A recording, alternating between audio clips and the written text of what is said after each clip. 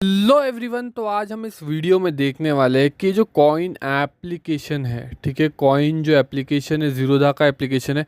तो इस वाले एप्लीकेशन पे एसआईपी जो है वो कैसे हम चालू कर सकते हैं म्यूचुअल फंड में, ठीक है। अभी के टाइम पे म्यूचुअल फंड में आपको पता है एसआईपी बहुत बढ़ रही है, ठीक है। और जो डायरेक्ट इन्वेस्टमेंट होती है या ये कॉइन बेस एप्लीकेशन से कैसे करते हैं, लोगों को आइडिया है नहीं अभी के टाइम पे ज़्यादा।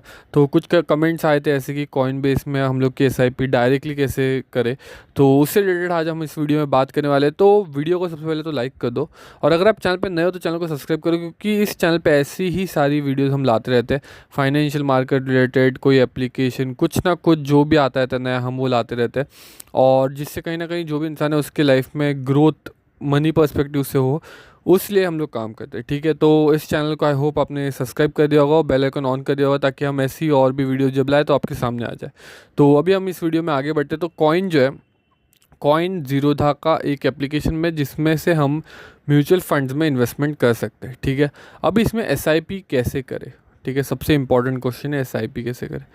तो अगर सबसे पहले तो मैं एक बात बता दूं कि जो लोग को आइडिया नहीं है म्यूचुअल फंड क्या होता है, तो म्यूचुअल फंड बेसिकली एक फ़ंड होता है। बेसिकली इसमें बहुत सारे स्टॉक्स होते हैं, और अगर मतलब रिस्क कम करने के लिए लोग यूजुअली म्यूचुअल फंड्स में लगाते हैं, क्योंकि अगर एक स्टॉक में लगाओगे वो स्टॉक समझो गिर गया या फिर इतना अच्छा परफॉर्म नहीं किया, तो उसमें कहीं ना कहीं लॉसेस के चांसेस बढ़ जाते हैं, ठीक है, अगर एक स्टॉक में लगाते हो। बट म्यूचुअल फंड कहीं ना कहीं कलेक्टिव ऑफ स्टॉक्स का रहता है, और वो एक मतलब जो भी मैनेज करता है वो भी बहुत एक हायर ऑर्डर का बंदा रहता है जो म्यूचुअल फंड हैंडल करता है, या बहुत पढ़ा लिखा रहता है, जो उसका काम ही होता है म्यूचुअल फंड्स में कहाँ पे पैसे उसके लगने चाहिए वो देखना, ठीक है।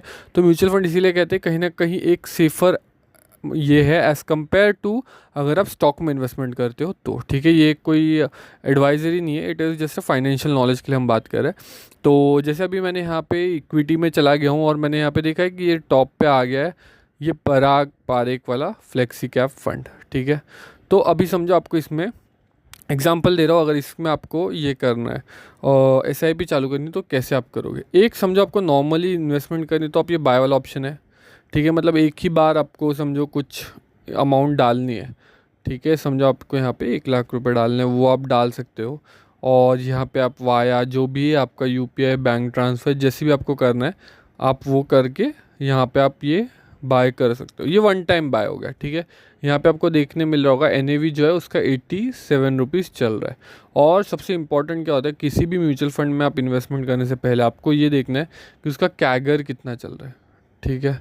तो अगर हम देखें पिछले 1 साल का 24%, 2 साल का 31, 3 साल का 17, 4 साल का देखूँ 24, और 5 साल का देखूँ तो 25%। मतलब कहीं ना कहीं इसका जो ये है इन्वेस्टमेंट का रिटर्न है वो कहीं ना कहीं अच्छा ही बन रहा है, ठीक है। मिनिमम इन्वेस्टमेंट, ये एग्जिट लोड इंपॉर्टेंट होता है कि एग्जिट लोड क्या होता है कि जैसे हमने इन्वेस्टमेंट किया अगर 1 साल के अंडर अगर आप निकालते हो तो उसमें से 2% आपके कट जाते हैं, क्योंकि मतलब म्यूचुअल फंड ऐसी ही थोड़ी आपको सर्विस देगा।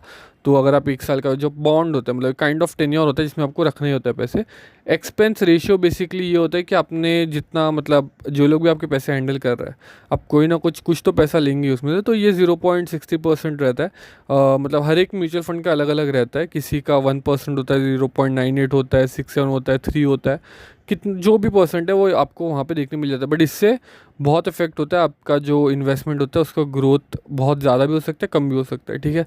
ये एक परसेंटेज आपकी जो इन्वेस्टमेंट वैल्यू उसको कम भी करते हैं, ठीक है। तो ये देख लेना इन्वेस्टमेंट के टाइम पे। तो अभी हम यहाँ पे देखो जो ऑप्शन दिख रहा है एसआईपी वाला, उस पर क्लिक कर देते हैं। अभी देखो इनिशियल आपकी जो अभी इन्वेस्टमेंट आप जब अभी ये एसआईपी चालू कर रहे हो तो आपको किधर कितने से चालू करनी है। तो यहाँ पे जैसे मैंने 1000 एग्जांपल 1000 ले लिए, ठीक है। और यहाँ पे आप देख सकते हो मेरे को क्या करना है। मैं यहाँ पे देखो वीकली भी कर सकता हूँ, 15 दिन पे, मंथली, जो भी टाइम पे चाहिए तब। अब ये देखो मंडे दिया है, ट्यूसडे है, जो भी मैं दिन पे इस पे चाहूँ उस पे कर सकता हूँ। इंक्रीमेंटल क्या होता है बेसिकली, ये स्टेप अप एसआईपी की तरह होता है कि जैसे अभी एवरी ईयर आपका इन्फ्लेशन बढ़ रहा है, ठीक है, 6% से इन्फ्लेशन बढ़ रहा है।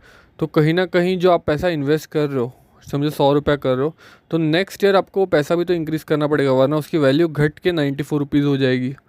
ये एक थोड़ा थ्योरेटिकल पार्ट है, मैथमेटिकल है, बहुत मतलब आप समझ पा रहे हो तो बहुत बढ़िया है, ठीक है। तो इसीलिए यहाँ पे स्टेप अप एसआईपी के लिए लोग जाते हैं कि समझो अगर किसी ने 10 मतलब 1000 रुपये का इन्वेस्टमेंट कर रहा है, तो अगले साल लोग क्या करेंगे, अगले साल ये 10% से ग्रो करके 1100 रुपये कर देंगे, ठीक है। तो ये 10% का ग्रोथ करते हैं, जिससे ये होता है। तो यहाँ पे देखो, यहाँ पे 10% है, आप चाहे तो इसको 20% से भी कर सकते हो। और ये क्या होगा, जनवरी ऑनवर्ड्स ये अप्लाई हो जाएगा, ठीक है।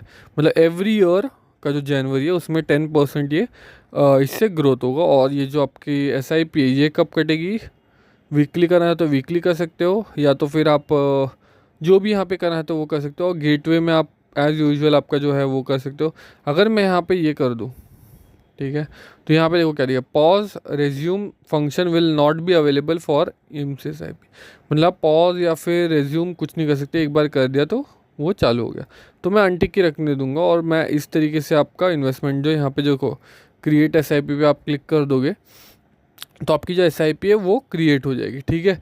जो बैंक डिटेल्स है, सब जो आपकी डिटेल्स है वो ऑलरेडी जो आपकी ज़ीरोधा के साथ जो लिंक्ड है, ठीक है, वही डिटेल्स आपकी रहेंगी। तो उसी बैंक से आपके जो पैसे वो SIP के थ्रू कटते चले जाएंगे, ठीक है। मेरी खुद की SIP आप लास्ट आप बोल सकते हो 3 साल से चल रही है, ठीक है। मतलब इसमें नहीं, बट अलग अलग आप बोल सकते हो, अलग म्यूचुअल फंड है, अलग इसमें।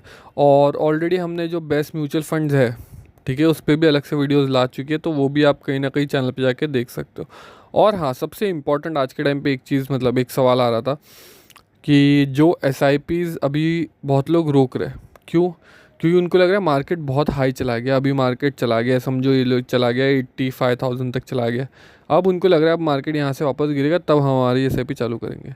बट प्रॉब्लम ये है कि 85 से ये 1 लाख भी जा सकता है, और आने वाले टाइम पे 1.5 लाख भी जा सकता है ये मार्केट, ठीक है। तो ये मत समझो कि ये मार्केट का हाई है या मार्केट का लो है, मार्केट और भी ऊपर जा सकता है आने वाले टाइम में, ठीक है। क्योंकि आपकी जो इन्वेस्टमेंट है ये आप 1 साल 2 साल के लिए तो कर नहीं रहे हो।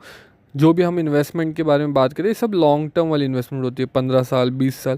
क्योंकि वेल्थ एक्चुअल में तभी बनता है, 1-2 साल में कोई भी वेल्थ नहीं बनता, ठीक है। एक बार आप लकी हो सकते हो, 2 बार आप लकी हो सकते हो, बट लक से आप बोल सकते हो मार्केट में पैसा बनता नहीं है, ठीक है।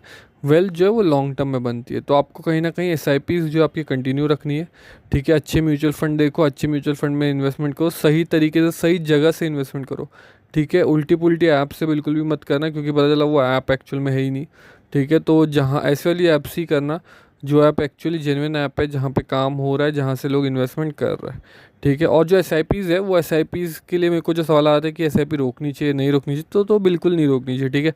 अगर मार्केट नीचे आ रहा है तो और अच्छा है, क्योंकि जो आपका NAV समझो 100 रुपये का 100 का NAV चल रहा है, ठीक है। एक NAV का प्राइस समझो 100 चल रहा है, तो वो कहीं ना कहीं घट के 90 या फिर 85 या 95 पे अगर आता है तो आपका ही बेनिफिट है। आपको मतलब अगर उसका प्राइस घटा है तो आपको ज़्यादा यूनिट्स मिलेंगे, ठीक है। जहाँ पे आपको 100 रुपये में यूनिट्स मिलते हैं तो उससे कम मतलब कम प्राइस पे अगर आए तो आपको ज़्यादा यूनिट्स मिलेंगे। तो ये आपका ही बेनिफिट है कहीं ना कहीं।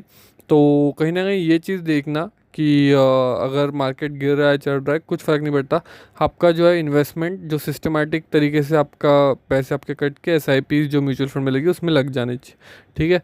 तो आई होप अगर आप वीडियो यहाँ तक देख रहे हो तो वीडियो को लाइक कर देना, चैनल पे अगर आप नए हो तो चैनल को सब्सक्राइब कर देना। बाकी मिलते हैं अगली वीडियो में।